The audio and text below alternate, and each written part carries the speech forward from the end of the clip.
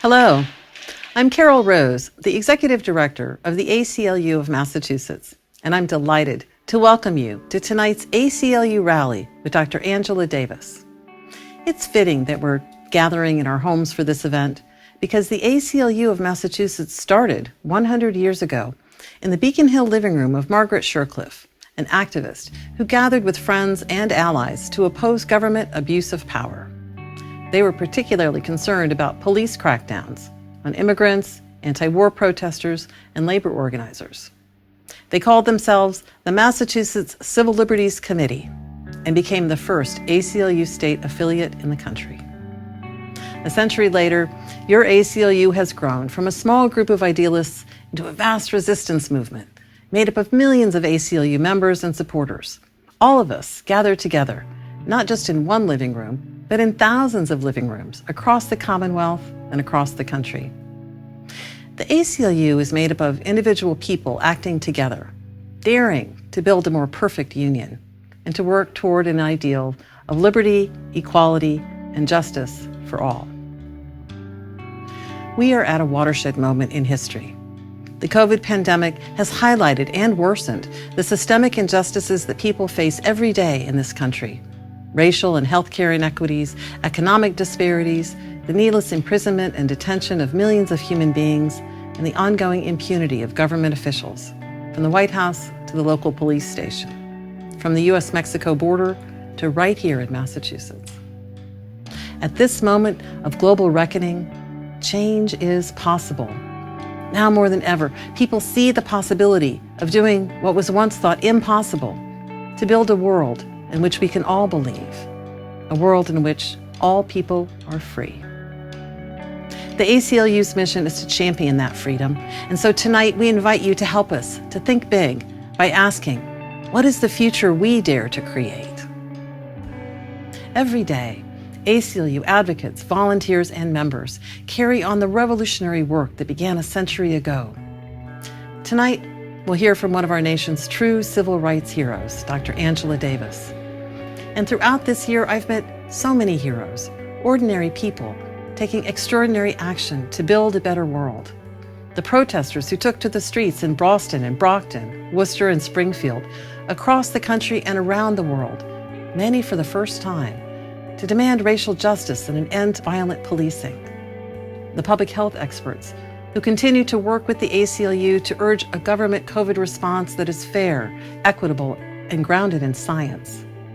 The teachers, the healthcare workers, the cleaners, the caregivers, the religious leaders who care for us and our loved ones on the front line of this pandemic. The social workers, the immigrant advocates who welcome the immigrant children and parents who are reunited in Massachusetts. The hundreds of people who stood on Boston Common in the sleet and snow, calling for a fair impeachment trial. And the volunteers who show up event after event decked in pink t-shirts to call on Massachusetts lawmakers to dismantle barriers to abortion. Or the activists who joined town meetings and helped us pass 7 municipal bans on face surveillance tracking. The supporters who make the generous and bold donations to fuel this work, refusing to accept this administration's efforts to tear our democracy apart. And the artists and musicians who raise our spirits to promote the work of social justice. And especially all of the ACLU clients and their families who came forward to share their stories and who dared to challenge injustice. You are all civil rights heroes on the streets, in the courts, in the legislatures, and your ACLU is in this fight with you. Together, we will build a future of freedom.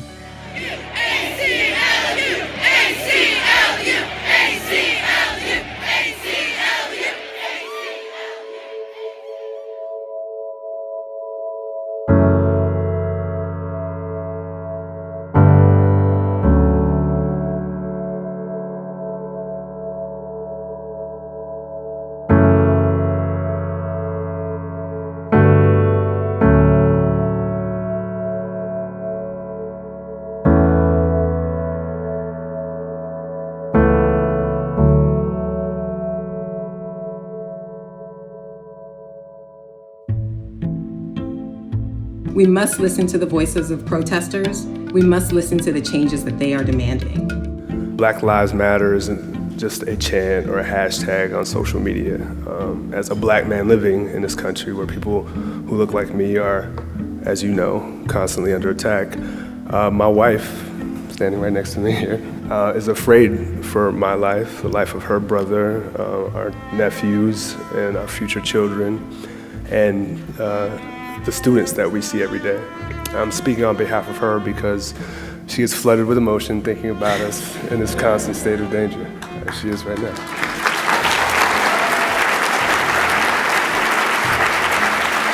Thank you for that applause, but we're not looking to be lauded as a model couple of what can and should be done, but rather we want more people protesting and raising the awareness of a long-standing and persistent injustice.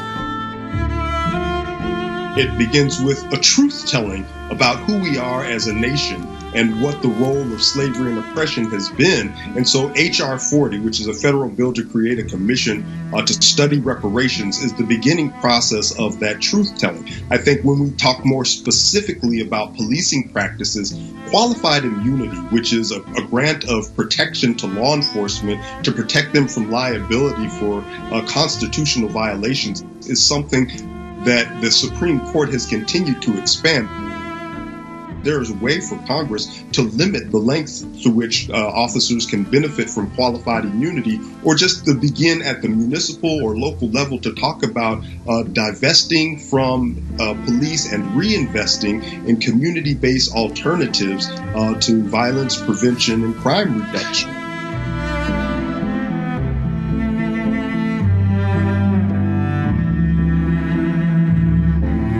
This is biased, racially biased technology that threatens our core rights and freedoms. This technology could actually eliminate anonymity and privacy in public space. J. Edgar Hoover, as director of the FBI, required that all Black college students be surveilled. In the mid-'80s, the DEA instituted Operation Pipeline to stop Black and brown drivers and to question them and potentially detain them based on a fight against the war on drugs. For example, in Boston, Memphis, and New York City, we're seeing emails and other documents that show that they have used social media to surveil Black Lives Matter activists. And the FBI is using surveillance tactics to identify and surveil what they've deemed Black identity extremists. Stopping law enforcement's use of facial recognition technology is one step that we can take. It won't stop systemic racism, but it will take one powerful tool away from the institutions that surveil Black and brown communities. I didn't ever expect the police to show up at our doorstep and arrest my husband. He turns another paper over, he say, I guess this not you either. I pick that paper up and hold it next to my face. This is not me. I'm like, I hope y'all don't think all Black people look alike. And then he says, the computer says it's you. Face surveillance is the most dangerous of these technologies. There are two primary ways today governments use technologies like this. One is face recognition. That's to identify someone in an image. The second is face surveillance, which can be used in concert with surveillance camera networks and databases to create records of all people's public movements, habits, and associations, effectively creating a digital panopticon.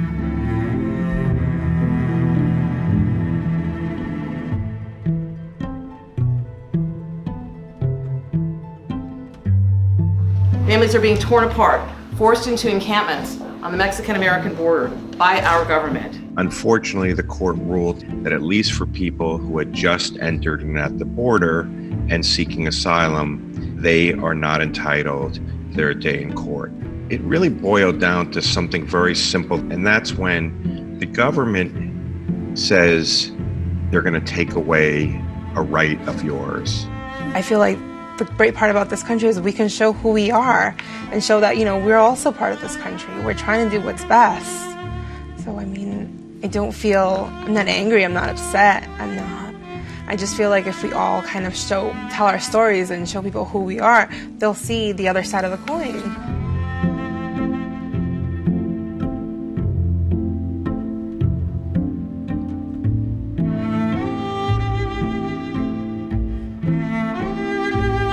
I think that we have to look at what's going on in the prisons today in that respect as being a signal of what might possibly come in the society as a whole. I told him, do not worry. It's probably just a common cold.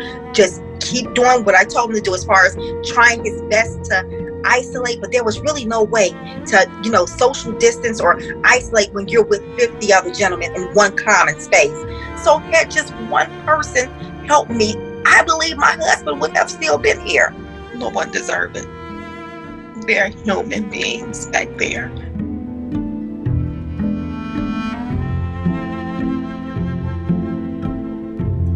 Massachusetts does not have the death penalty as a matter of law, and unless we change course right now, we're going to have the death penalty as a matter of fact. In any given society, what goes on in the prisons reflects very important elements of the society as a whole.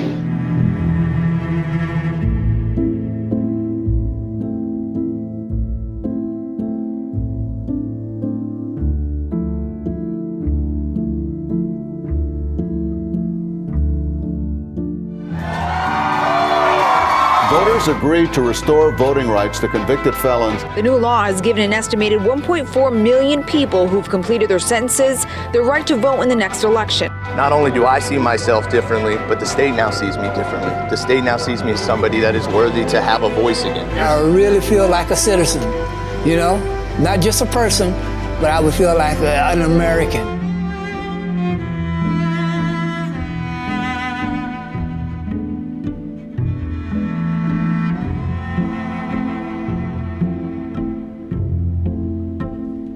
No one should have to choose between protecting their health or exercising their right to vote. They're telling us to stay in the house, but then one of the most important times, they're forcing us to come out here. Making vote by mail an option for all eligible voters is just common sense. Appeals court has struck down a North Carolina voter ID law. Civil rights groups have slammed the law, claiming it discriminates against minorities and the poor. They said it was clear that the intent was to target African Americans with, quote, surgical precision. I think one of the things that's different about now compared to Ferguson is that we see a greater readiness right now to have come into fruition the honor and dignity that Black women, Black queer folks, Black gender non-binary folks, and Black trans folks have in their centrality to this movement.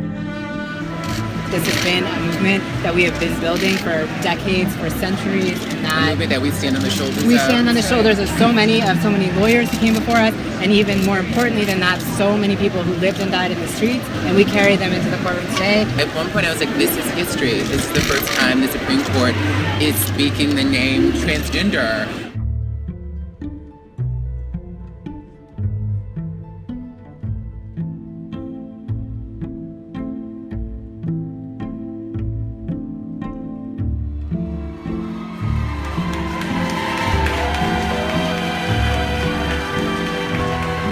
In my heart, I know I've always been right. We're as human and American as any other person living in this country.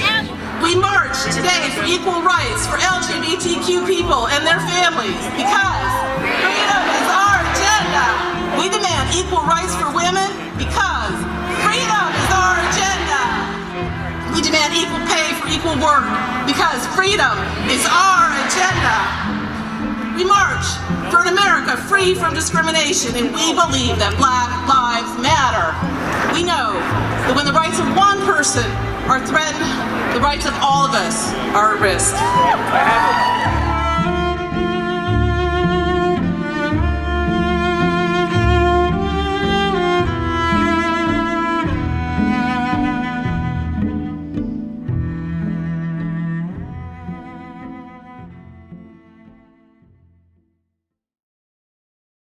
The ACLU has been at the forefront of virtually every major battle for civil liberties and equal justice in this country for more than a century.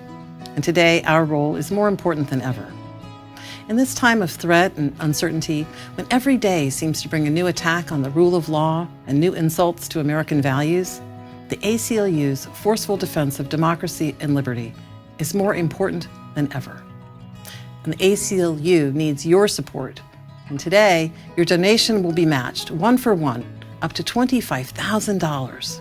You can text FUTURE to 243-725 or make a donation at www.aclum.org/future.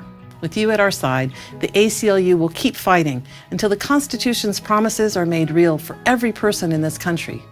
We are grateful for your partnership, for your activism, and for your support. Text FUTURE to 243-725 or make a gift online at www.aclum.org/future. Before we hear from our keynote speaker, Dr. Angela Davis, I'm excited to share with you some messages from special guests and ACLU supporters from their living rooms from around the globe. Hi, my friends. Pussy Riot is here. We served 2 years in Russian jail, and we know from first-hand experience how freedom is important for every human being. We support ACLU because we believe that it is simply the most effective human rights organization ever existed, the most strong, the most powerful, the most effective.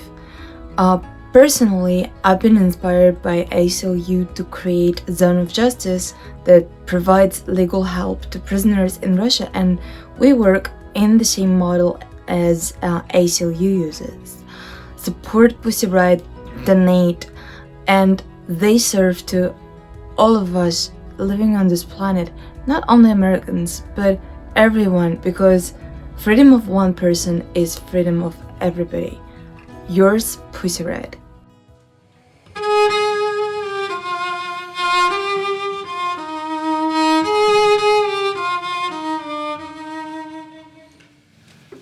Dear friends, the answer is not blowing in the wind because the ACLU is there to give voice to people who need their voices to be heard in order for justice to exist.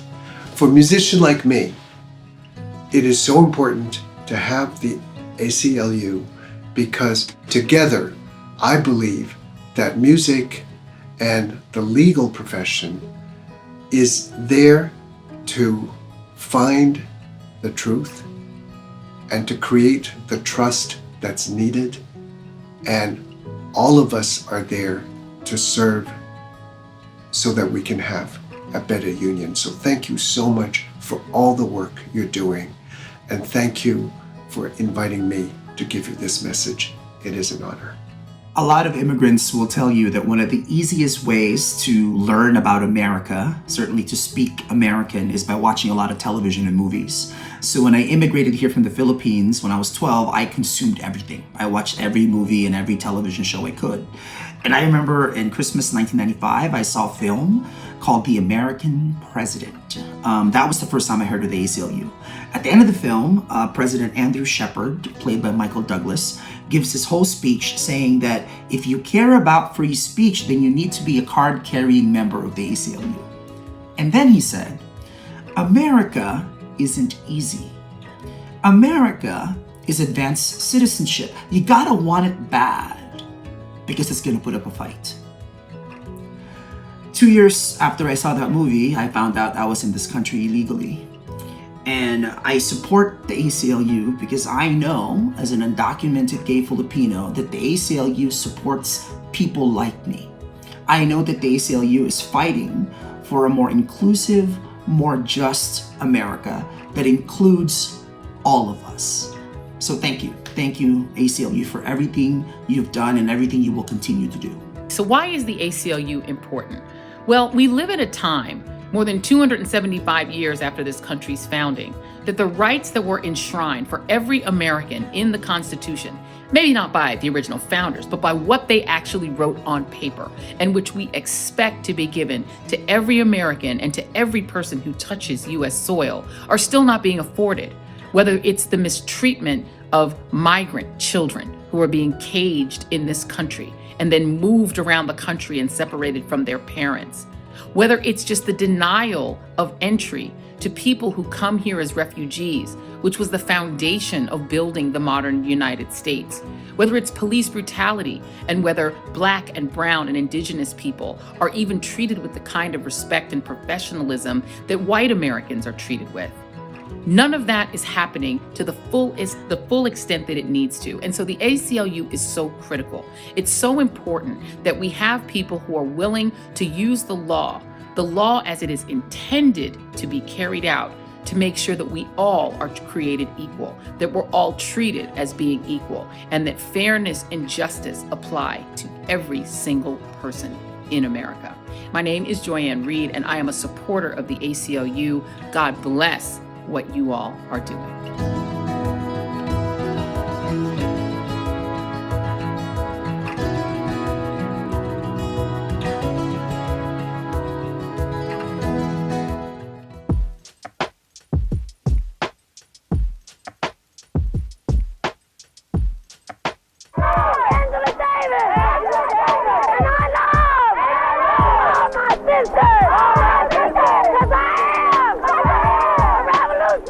That's why when someone asks me about violence, I just find it incredible. Because what it means is that the person who's asking that question has absolutely no idea what Black people have gone through.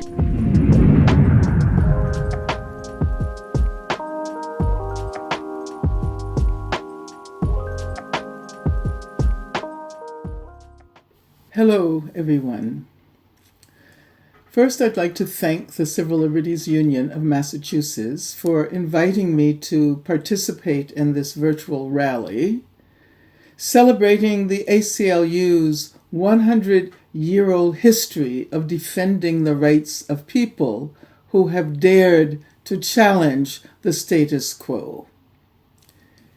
In these extraordinary times of radical protest, and the emergence of a collective consciousness regarding the persistence of structural racism in this country, it is imperative to recognize those whose work has helped to create and sustain past struggles that have prepared the ground for the present moment.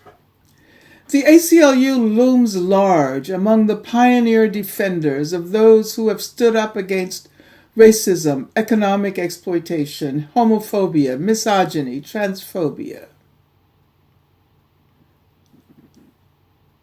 The ACLU has a very long history of defending the rights of people whose activism challenges the status quo, including my own. My attorneys all had connections with the American Civil Liberties Union. Shortly before he died, my attorney Leo Brandon received an ACLU Lifetime Achievement Award in 2013. And during his acceptance speech, he said, "We must never stop fighting for people's rights under the First and 14th Amendments." He said, and I'm quoting, "Old soldiers never die, they merely fade away." And we're in the last months of his own life. And he said, "In my own fading, I feel happy and secure that the ACLU will never fade away." My first lawyer and oldest friend, Professor Margaret Burnham, who runs the Civil Rights and Restorative Justice Project at Northeastern University, has done a great deal of work with the ACLU, as well as virtually everyone I know who is an attorney or legal worker. I especially appreciate the work of the National Prison Project, which predates many of the concerns about mass incarceration in the era of the prison industrial complex. I remember the work of the Prison Project at a time when few were willing to focus their attention on prisons. Certainly, we would not find ourselves at the current historical conjuncture if the ACLU had not persistently defended those who represented at that time the unpopular cause of prisoners' rights. People in prison, men, women, trans prisoners, have played an important role in creating arenas of struggle that allow for the raising of such radical demands as the abolition of prisons and policing as we know them.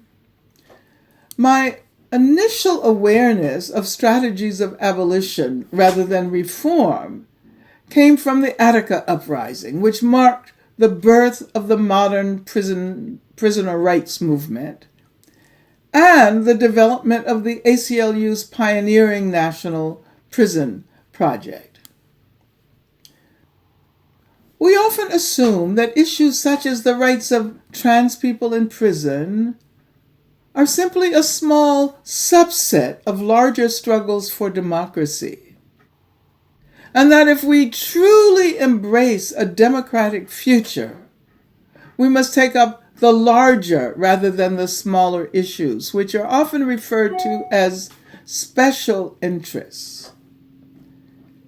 This logic has prevented us from understanding that the most profound struggles for democracy in this country have been rooted in campaigns against racism, against misogyny, against heteropatriarchy, against transphobia, indeed, campaigns for prisoners' rights and against racist police violence.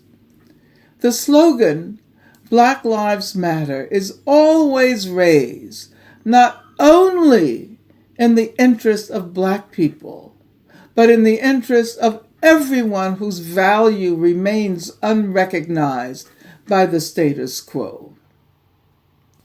We have arrived at this current conjuncture both because of the emergence of conditions that we could have never predicted, the COVID-19 pandemic, and the widespread recognition of structural racism connected to the disproportionate impact of the pandemic on Black, Latinx, and Indigenous communities.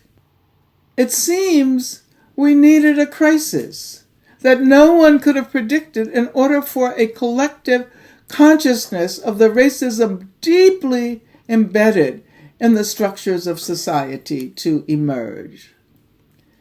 So as we continue to experience the devastating impact of COVID-19, more cases than anywhere else in the world, and more deaths, especially in Black, Latinx, and Indigenous communities, we should not yearn for our previous lives. We should not assume that our goal is to return to normal. We want to move forward. We want people to recognize that as long as police lynchings, such as the one that claimed the life of George Floyd, continue to take place, and as long as routine police violence, such as that which claimed the life of Breonna Taylor, continues to take place, no one is safe. White supremacy is a threat to all. And our struggles are not simply confined to the United States. We might look toward Brazil, which can claim a president with striking similarities to the one who claims to be ours. Brazil has the second largest number of COVID-19 cases and has also been struggling against racist police violence and imprisonment for a long time.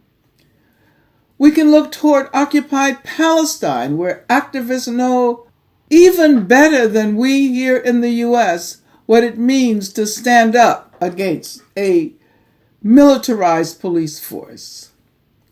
As we move toward the future, we try to hold on to the mandate of resistance and resilience. We should increasingly join hands with our sisters and brothers and comrades all around the world.